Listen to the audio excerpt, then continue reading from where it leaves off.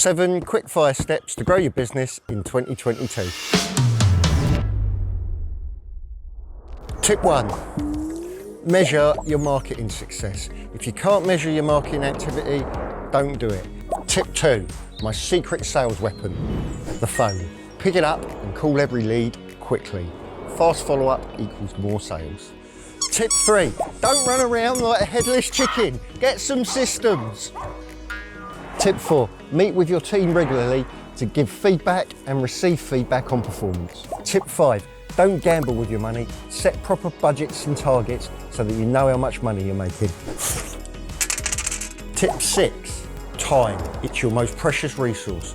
Manage yours and that of your team really effectively to maximise productivity. Tip 7, as a business owner, you should be setting goals for your business and your life and doing something every day to make sure you achieve them.